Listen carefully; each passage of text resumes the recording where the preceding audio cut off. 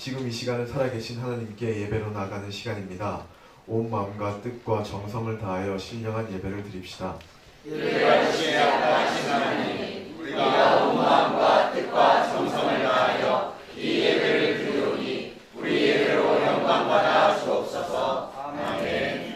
찬송가 57장, 새 찬송가 43장 부르시겠습니다.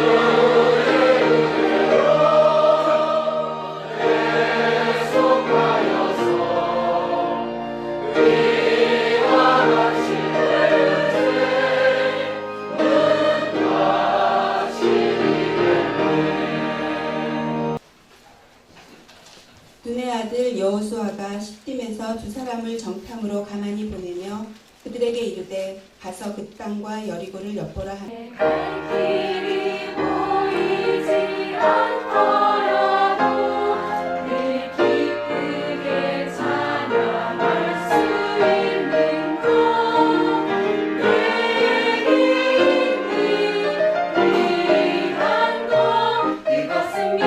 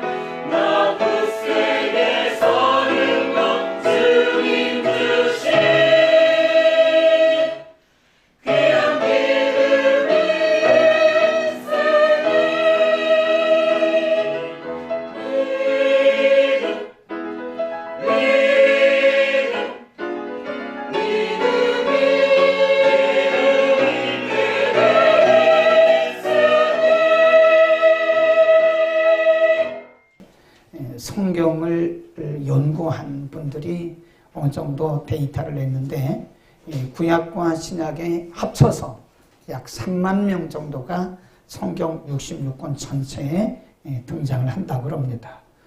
왜 그 3만여 명이 등장을 하는데 어떤 분들은 확 겉으로 가시적으로 드러나는 분이 있고 어떤 분들은 숨겨진 분이 계세요. 어떤 분들은 하나님에게 그리고 사람에게 굉장히 유익하게, 유용하게, 귀하게 쓰임받은 분도 있고요. 어떤 분들은 굉장히 불행하고 본인도 불행하고 남도 불행하게 했던 그런 불행한 사람들도 있어요. 성경에 3만 명 이상의 사람들을 등장시키는 이유는 그 사람들의 이야기가 아니에요. 아담도 나오고 아브라함도 나오고 이삭도 나오고 야곱도 나오고 등등 많은 분들이 나오는데 우리가 언뜻 보면 아브라함의 이야기고 이삭의 이야기고 야곱의 이야기인데 성경이 그럴 것 같으면 역사를 기록하지 성경을 왜 기록을 했겠어요? 성경은 역사성도 있지만 거기에 반드시 의미라는 게 있습니다. 의미, 그 intention 그래요. 하나님의 의도. 하나님께서 그 사람 한 사람 한 사람 나름대로 그분들을 통해서 우리에게 뭔가 메시지를 메시지를 전달하시려고 하는 하나님의 의도가 있다. 오늘 라합이라고 하는 여성을 우리가 좀 공부를 하면서 하나님이 라합을 통해서 우리에게 뭘 말씀하려고 하는가. 거기 보면 오늘 여호수아 본문 2장 한번 보세요. 라합에 대해서 뭐라고 얘기를 했냐면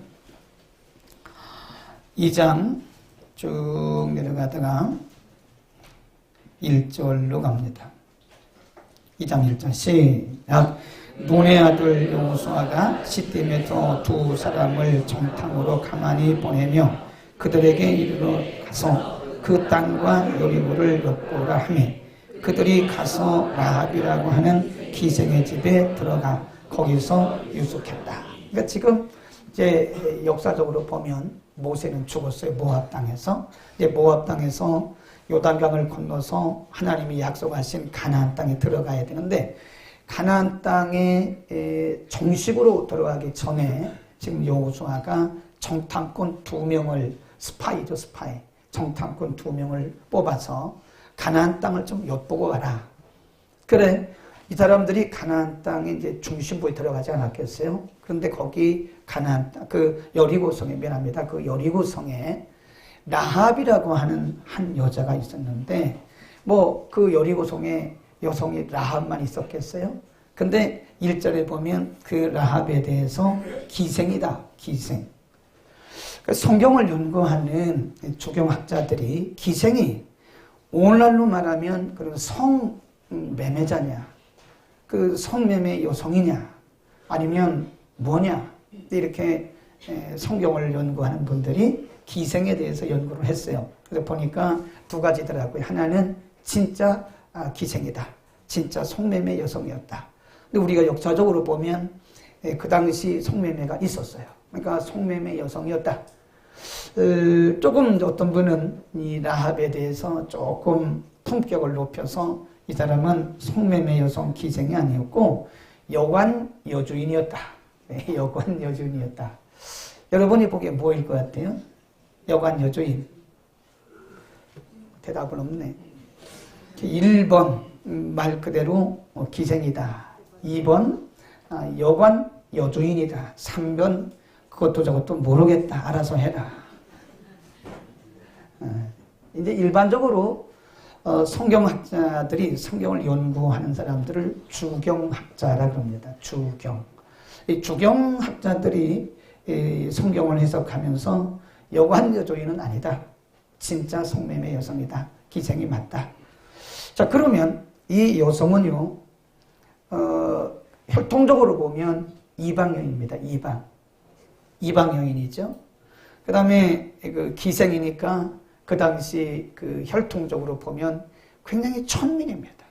천하고 또 어디 직업 여성이기 때문에 성매매 여성이기 때문에 참 사람들에게는 인정도 못 받고 멸시받던 그런 여인인데 성경은 라합에 대해서 굉장히 훌륭하게 말씀을 하고 있어요. 오늘 그거를 봐야 된다 이거예요. 우리가 마태복음 1장에 한번 가봅시다. 마태복음 1장에 가보면 예수님의 그 족보가 나오는데 마태복음 1장을 한번 펴보세요. 처음 오신 분들은 그냥 옆에서 핀 거 보시면 됩니다. 마태복음 1장 5절. 마태복음 1장은 예수님의 족보입니다. 족보. 예수님의 계보를 쭉 말씀하다가 5절로 갑니다. 5절 시작. 살모는 라합에게서 보아스를 낳고 그랬어요. 예수님의 족보에 라합이라고 하는 아주 그 당시 멸시 천대를 받던 기생이었던 라합의 이름이 들어갔다는 거예요. 그 다음에 또 히브리서에 가면 이 라합을 믿음이 좋은 여인이라고 말해요. 히브리서 11장 31절로 갑니다.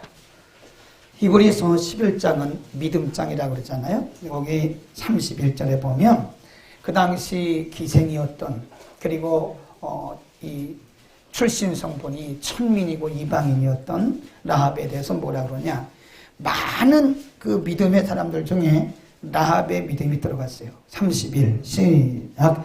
믿음으로 기생 라합은 정탐꾼을 평안히 영접하였으므로 순종치 아니한 저와 함께 멸망치 아니하였도다. 그랬어요. 하나만 더 찾읍시다. 야고보 2장 25절. 라합에 대해서는 그 정도만 알면 됩니다. 마태복음 1장, 히브리 11장 31절, 그 다음에 야고보 2장 25절. 요 세 구절만 알면 성경에서는 라합에 대해서는 대충 중요한 부분은 다 말씀한 거예요. 자, 25 읽습니다. 시작. 이와 같이 기생 라합이 사자를 쫓게하여 다른 길로 나가게 할 때에 행함으로 의롭다 하심을 받은 것이 아니냐 그랬어요. 라합은 기생입니다. 그리고 라합은 신분이 낮은 아주 천한 이방인이고 천민입니다. 그런데 여리고성의 그 어떤 여인보다도 인정을 받았어요. 그리고 예수님이 오실 때까지 그의 믿음과 그의 행함이 계속 사람들에게 샘플로 주어진 거예요. 어떤 사람들은 태어나기를 좋은 혈통에서 태어났는데 끝을 보면 남겨한 것도 없어요. 그런데 라합은 혈통도 안 좋지요. 그는 기생이었지요. 그런데 그는 그의 인생이 예수님의 족보에 들어갔죠. 히브리서 11장에 믿음의 사람들의 인물, 믿음의 인물의 한 사람이 됐죠.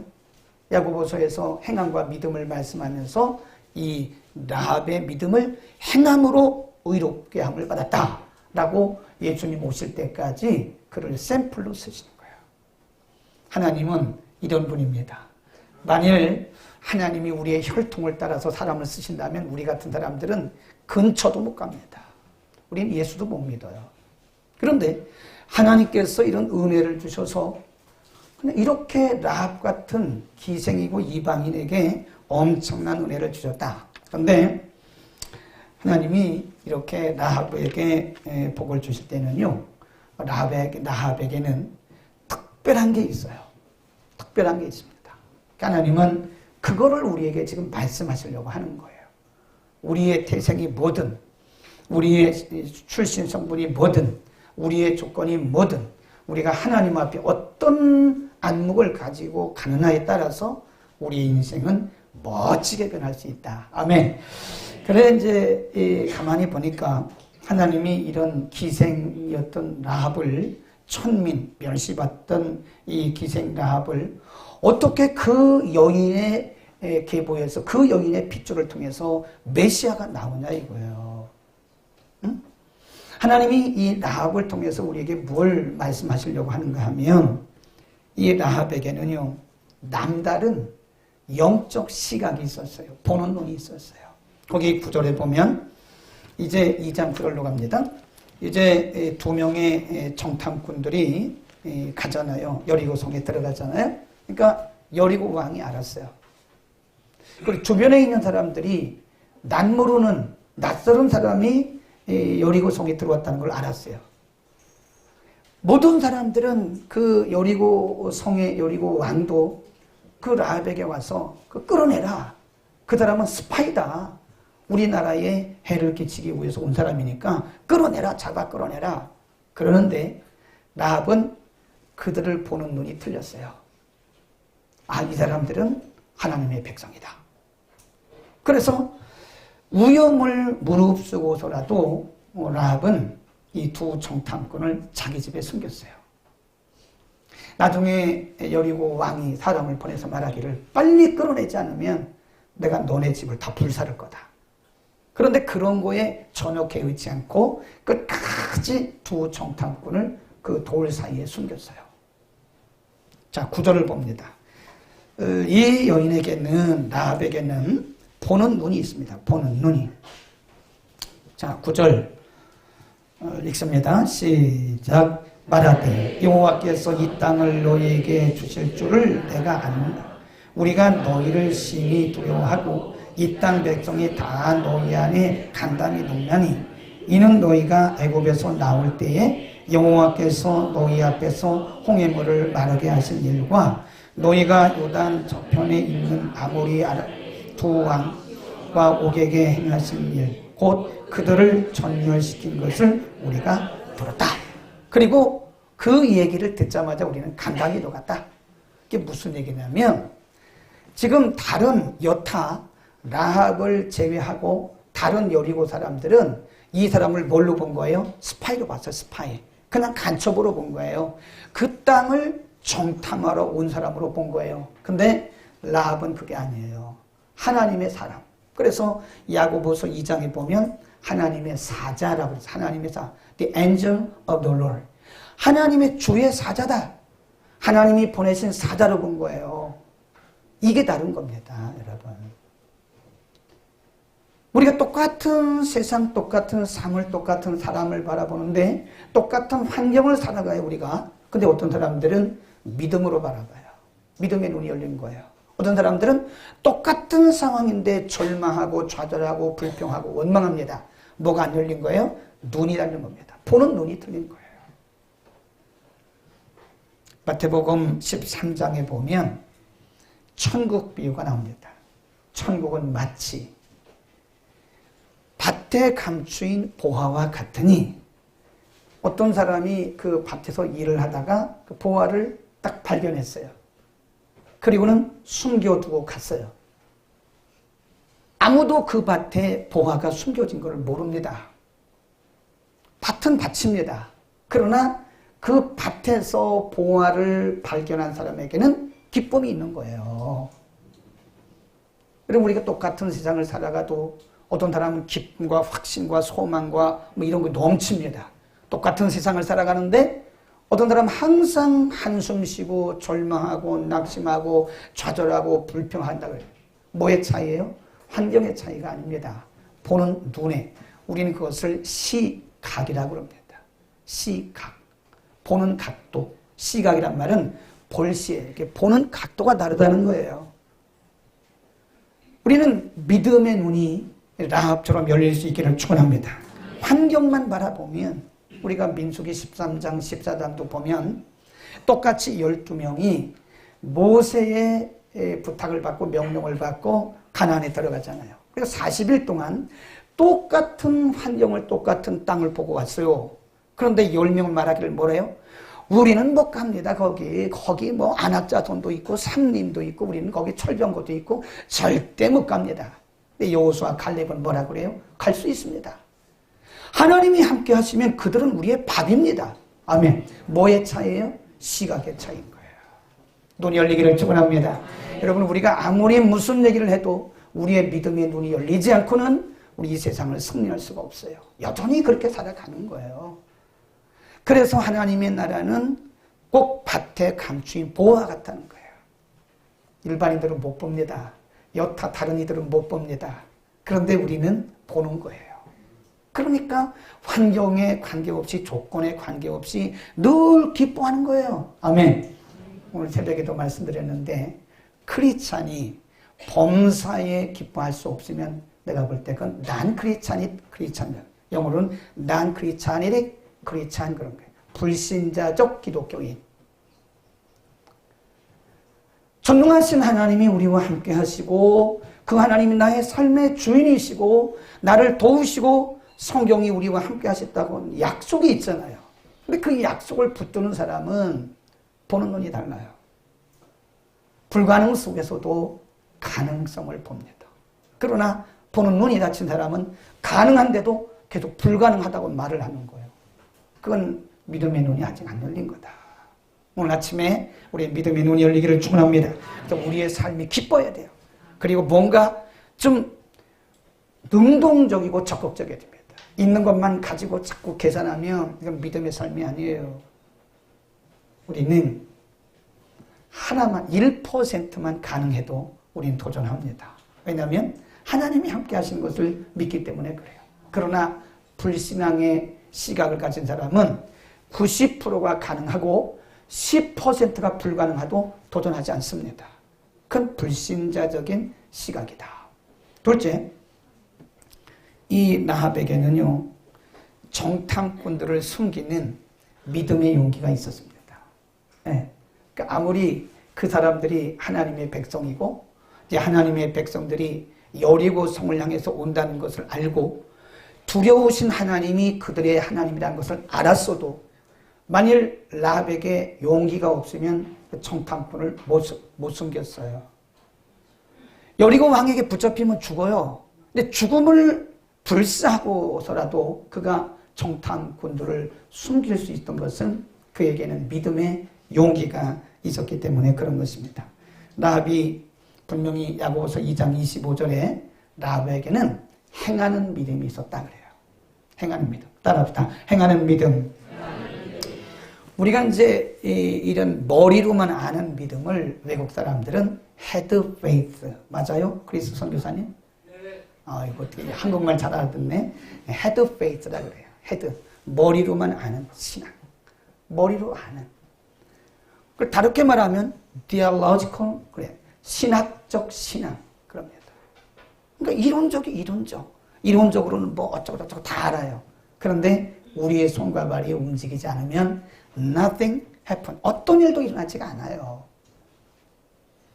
성경이 라합을 기생입니다. 그는 천민입니다. 이방인입니다. 사람들에게 멸시받고 무시받았던 사람입니다. 근데 그 여인을 통해서 예수님이 태어나셨어요. 히브리서 11장에 예수님 오실 때까지 모든 사람들에게 샘플로 주어진 믿음의 사람 중에 한 사람이 기생 라합이에요. 그거 왜 그러냐? 그에게는 행하는 용기가 있던 거예요. 용기. 아멘. 우리 이름을 다 용기로 바꾸자고. 용기.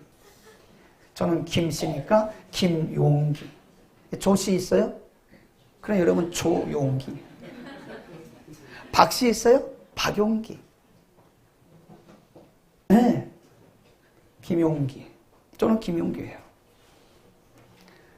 아무리 우리가 머리로 알아도 행동으로 옮기기 전까지는 nothing happen. 어떤 일도 일어나지 않아요. 일어나지 않습니다. 우리가 가지고 있는 믿음이 용기 있게 행동으로 옮길 때 드디어 거기에 열매가 맺혀지는 것이다. 다른 사람들은 뭐 혹시 알고 있었는지 대부분 몰랐는데 혹시 알고 있다고 했다 할지라도 그들은 그 정탐꾼들을 숨기거나 거기에 대한 액션을 취하지 않았어요.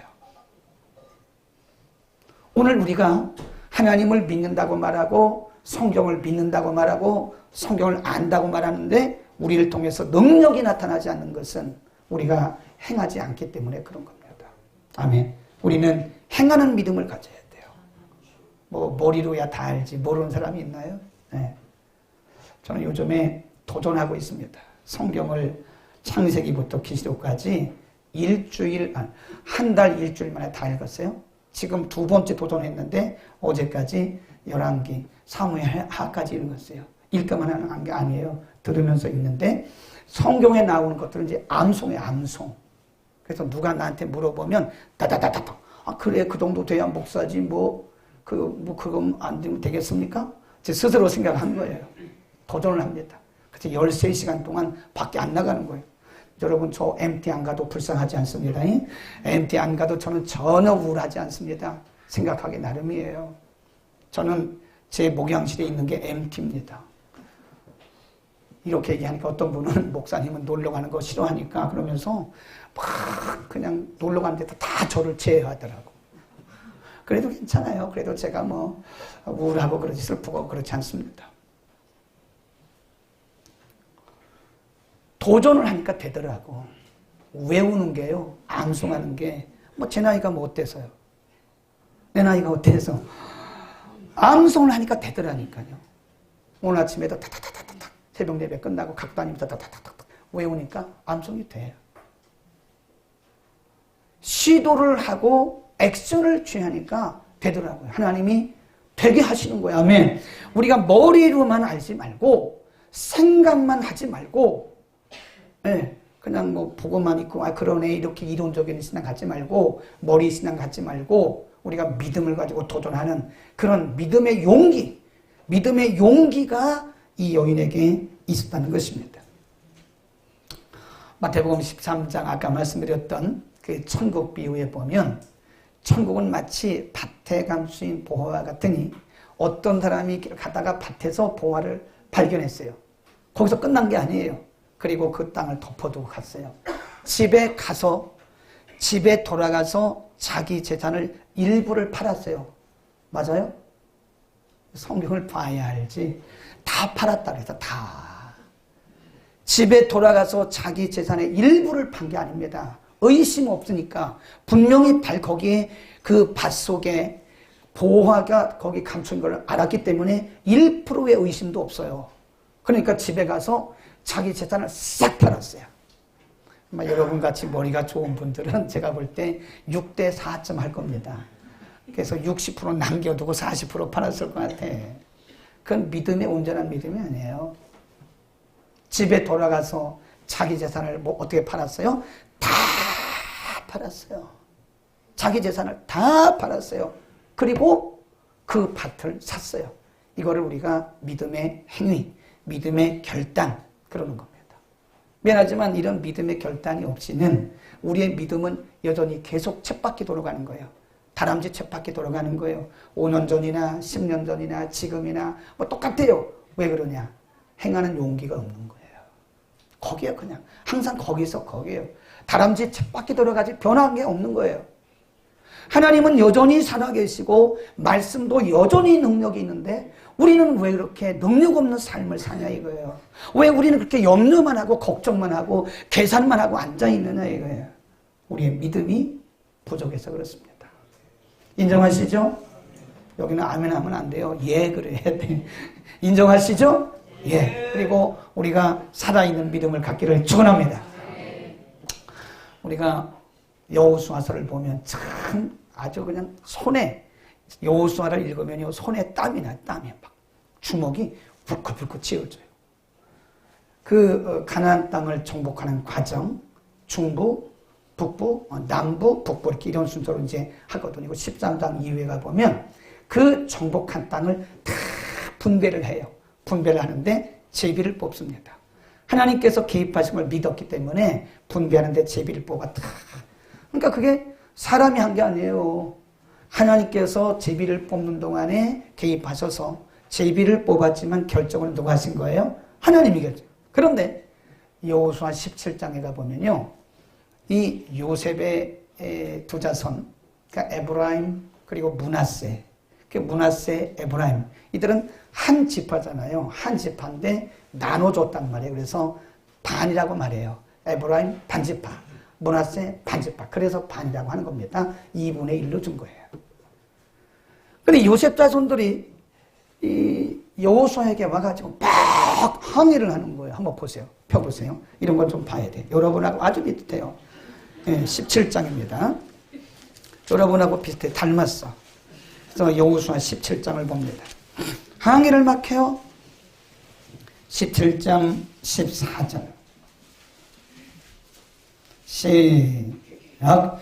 요셉 자손이 여호수아에게 말하여 가로되 여호와께서 지금까지 내게 복을 주심으로 내가 큰 민족이 되었거늘 당신이 나의 기업을 위하여 한 제비 한 분깃만 내게 주심은 어찌입니까? 그리고 말해요. 여호수아에 가가지고 아니 자기들이 뽑아가지고 그 제비 뽑아서 결정된 건데 여호수아에 가가지고 막 항의를 하는 거예요. 다른 사람들은 다 그렇게 줬는데 왜 우리만 반입니까? 여러분들의 전공이니까 전문이니까 한번 해보세요. 제가 한번 할 때 여러분들은 여러분들의 버전으로 하세요. 왜 우리만 반입니까? 이거 하는 겁니다. 다른 사람들은 다 한 집화씩인데 그렇지, 아주 잘했어요. 아닌 것처럼 그러고 있는데 뭘 아닌 것처럼 그래요. 사실이잖아요. 막 불평한 거. 우리는 왜 이거밖에 안 주냐고, 왜 이러냐고 불평하는 거예요. 그러니까 그때 여호수아가 뭐라냐면 그때 리더십은 그때 물러서면 안 되는 거예요. 여호수아가 분명히 말했어. 당신들이 가서 개척하시오. 거기 안악자손 있고 거기 삼림이고 철병거가 있어도 가서 올라가서 개척하시오. 2번이나 그랬어요. 참 여호수아가 멋진 리더십을 가지고 있는 거예요. 리더십은 아닌 건 아니라고 말을 해줘야 돼요. 그럼 우리 제비 뽑기 다시 합시다. 다 모이세요. 그러면 이건 죽도 밥도 아닌 거예요. 아닙니다. 하나님께서 개입하신 거고 제비 뽑은 거니까 가서 부족하면 부족한 대로 개척하시오. 그랬단 말이에요. 근데 14장에 가보면 진짜 멋쟁이 하나 발견할 수 있어요. 한번 봅시다. 14장으로. 여호수아 14장으로 가면 진짜 여러분하고는 좀 다른 분이 하나 있어요. 14장으로 갑니다. 6절. 14장 6절. 시작. 때에 유다 자손이 길갈에 있는 여호수아에게 나오고 그니스 사람 여분네 아들 갈렙이 여호수아에게 말하되 여호와께서 바네아에서 나와 당신에게 대하여 하나님의 사람 모세에게 이르신 일을 당신이 아시는 바라. 내 나이 40에 여호와 종 모세가 가데스 바네아에서 나를 보내어 이 땅을 정탐케 함으로 내 마음에 상심한 대로 그에게 보고하였고 쭉 나가다가 자 10절로 갑니다. 40에 모세를 통해서 이제 받았다는 거예요. 10절 시작. 이제 보소서 여호와께서 이 말씀을 모세에게 이르신 때로부터 이스라엘이 광야에 행한 이 45년 동안을 여호와께서 말씀하신 대로 나를 생존케 하셨나이다. 오늘날 내가 몇 살이에요? 85세라는 거예요. 내가 지금 내 나이 85세입니다. 그러면서 그 뒤에 뭐라 그러냐면 11절 시작.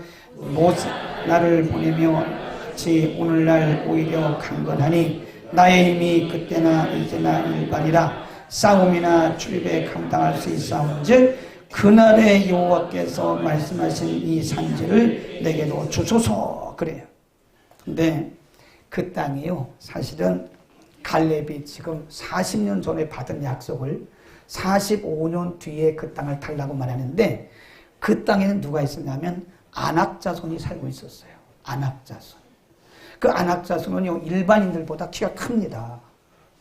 그리고 굉장히 기골이 장대한 사람들이 안악자손이고 이 안악자손들은 철병거가 있었어요. 오늘날로 말하면 탱크도 있고 무기가 많았어요. 그 안악자손이 지금 갈렙이 달라고 하는 땅이 있었어요. 그 땅은 아무도 안 가려고 그러는데 갈렙은 뭐라 그래요? 그땐 주세요. 그 땅 주세요. 그 안에 안악자손이 있지만 내가 거기를 올라가겠단 말이에요. 나는 충분히 할 수 있다. 하나님이 내게 약속하셨기 때문에 내 나이가 지금 85세지만 그때 약속 40세에 받았는데 45년이 지났지만 내가 그 땅에 올라갈 수 있으니 그날에 주께서 내게 약속하신 그 땅을 내게 주시오. 그리고 여호수아에게 말했던 거예요. 이게 믿음의 용기입니다. 아멘. 우리는 70만 돼도요 다 어디로 가는지 아세요? 노인정으로 가요. 노인정 가가지고 거기서 딱지치기 하네요. 딱지치기. 아무 영양가도 없는 딱지치기. 딱지치기가 뭔지 아시죠? 뽕. 전 국민의 미나토 뽕. 막 이런 거 같다고. 그것이 우리에게 열매를 줍니까? 그게 우리에게 무슨 영양가가 있습니까? 나이에 상관없는 거예요. 우리의 환경에 상관이 없는 겁니다. 아멘. 우리는 믿음의 용기, 우리 주님 앞에 믿음의 용기를 구할 수 있기를 축원합니다. 하나님은 덜덜덜 떠는 사람에게는 별로 역사를 안 하시더라고요. 갈렙처럼 나이가 85세요. 거기 가고자 하는 땅에 안악자손이 있어요. 환경이나 조건이나 사람에 매이지 않고 하나님 바라보고 믿음으로 나오는 자에게는 하나님이 하게 하시는 거예요. 그게 빌립보서 4장에 사도 바울이 말하기를 내게 능력 주시는 자 안에서 내가 할 수 있다. 그건 내 힘이 아니에요. 내가 모든 상황을 통해서 내가 모든 비결을 다 배웠다. 일체 비결을 배웠고 내가 고백하는데 내게 주님이 함께만 해주시면, 주님이 내게 능력만 주시면 나는 할 수 있다. 아멘. 이런 믿음의 용기가 있기를 축원합니다. 아멘. 아멘을 크게 한 거는 빨리 끝나시고 그런 얘기죠. 그러나 조금 더 해야 됩니다. 아멘 아무리 크게 해도 하나 할 건 더 해야 돼. 라합이 정말 멋진 게 왜 성경의 기생이요 이방인이요 천민이었던 사람을 예수님의 족보에 넣고 그런 라합을 왜 믿음의 사람으로 하나님이 쓰셨냐? 그에게는요 순종하는 마음이 있었습니다. 하나님이 제일 기뻐하시는 게 순종이에요. 오늘 전사님도 기도하셨지만 순종이 제사보다 훨씬 낫습니다. 우리가 아무리 예배를 드려도 불순종하면 그 예배는요 예배가 아닙니다. 우리가 성경을 100번 읽었어도 그 말씀에 불순종하면 아닌 것만도 못합니다. 우리가 기독교 교리에 대해서 별걸 다 알고 있어도 하나님의 말씀에 순종하지 않는 것은 그건 하나마나 그겁니다. 순종이에요. 이제 이 정탐꾼들이 여리고성 있다가 떠날 때가 됐어요. 그러면서 이 라합이 지혜로워요. 자, 이제 내가 당신들을 이렇게 숨겼으니까 이제 당신들이 우리 여리고성을 침략해 올 텐데 그러면 그때 나에게 뭘 해주시겠습니까? 대단한 여자예요. 대단한 여성입니다. 내가 죽음을 무릅쓰고 당신들을 숨겼는데 당신들이 우리 이 여리고성을 공격해 올 때 나에게 뭘 해주시겠어요? 그러니까 정탐꾼들이 너와 내 가정을 죽이지 않을 것이다. 거기 보세요. 그런 말을 두 정탐꾼이 얘기를 합니다. 거기 한번 보세요. 2장으로 갑니다. 2장 다시 여호수아 2장 9절에 보면 뭘 주시겠습니까? 그러게요. 조금 내려보내면서 16절로 갑니다. 시작. 라합이 그들에게 이르되 두렵건대 따르는 사람들이 너희를 만날까 하노니 너희는 산으로 가서 거기 사흘을 숨었다가 자들이 들어간 후에 너희 길을 갈지니라. 두 사람이 그에게 이르되 내가 우리로 사역하게 하니 맹세에 대하여 우리가 허물이 없게 우리가 이 땅에 들어올 때에 우리를 달아내려 그 창에 붉은 줄을 매라. 그래, 이게 이제 그 라합의 붉은 줄이라 그런 거예요. 이제 우리가 얼마 있으면 이 땅을 정복하러 올 텐데 그러면 내가 나를 도와준 우리를 도와준 표시로 우리가 그 대가로 너희들을 죽이지 않고 너희의 가족을 다 구원해 줄 텐데 우리가 누가 누군지 모르니까 붉은 줄을 우리가 숨었던 그 집에다가 붉은 줄을 매. 그러면 붉은 줄이 있는 그 집을 보고 아, 이 집은 라합의 집이구나 생각하고 우리가 너희 집을 살려주겠다 그랬어요. 근데 만일 여리고를 공격해 올 때에 그때 라합이 그 정탐꾼들의 말을 무시하고 붉은 줄을 안 매달았으면요 다 죽었어요. 이 라합은 그 정탐꾼들이 얘기해 준 대로 그 자기들이 묵었던 그곳에다가 붉은 줄을 딱 매달았어요. 얼마 이후에 여호수아 6장 가보면 이제 여리고성을 막 공략하고 들어옵니다. 여리고성이 다 무너지고 여리고성이 다 불탔어요. 무너지고 다 불타고 다 죽었어요. 그런데 붉은 줄이 있던 그곳을 여호수아가 뭐라고 하냐면 그 집은 살려둬라. 여호수아가 그렇게 명했어요. 그래서 그 라합과 그의 가정이 살은 거예요. 순종은 우리를 구원에 이르게도 하고요. 순종은 우리를 축복에 이르게 하기도 하고요. 순종은 우리를 위험에서로부터 우리를 구원하기도 합니다. 아멘. 저는 이렇게 생각합니다. 현대인들은요, 더 이상 공부할 것도 없습니다. 제가 보니까 뭐 유튜브를 통해서 담임 목사님보다 훌륭한 설교가 엄청나게 듣습니다. 조금 섭섭하더라고. 우리 교회 설교만 들어도 충분한데 막 그것도 제쳐놓고 막 교회는 안 오고 유튜브만 보고 있더라고. 좀 섭섭해. 뭐 별것이 우리가 그 카카오톡 이런 데 SNS에 보면요, 뭐 좋은 글이 수없이 홍수같이 쏟아져 다녀요. 제가 생각할 때는 현대인들은요, 더 이상 공부 안 해도 될 만큼 머리가 꽉 찼어요. 이 머리 하드디스크가 용량이 다 찼습니다. 더 이상, 우리는 더 이상 몰라서 못하는 사람 없습니다. 제가 볼 때. 우리 교회도 초신자 빼놓고는 뭐 몰라서 못하는 사람 없어요. 제가 원래는 설교를 1시간 반 해야 되는데 여러분 너무 잘 알고 있기 때문에 딱 40분만 하고 끝내는 거예요. 몰라서 못하는 사람 없습니다. 제가 볼 때 몇 명 빼놓고는 다 알아요. 목사님이 설교, 아유 다 아는 거니까 그만 끝내라고, 밥 먹어야 되니까 막 이런다. 단 뭐가 우리에게 부족하냐? 순종이 없는 거예요. 순종이. 알기는 다 알아. 아주 뭐 기가 막히게 합니다. 근데 순종을 안 해.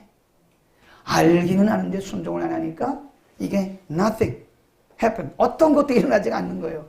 말씀의 능력이 그대로 하나님이 살아계신데 말씀의 능력도 안 나타나고 하나님의 능력도 우리 삶을 통해서 안 나타나는 거예요. 왜냐하면 순종을 안 합니다. 여기서 말씀 듣잖아요. 나가는 순간 싹 잊어버려.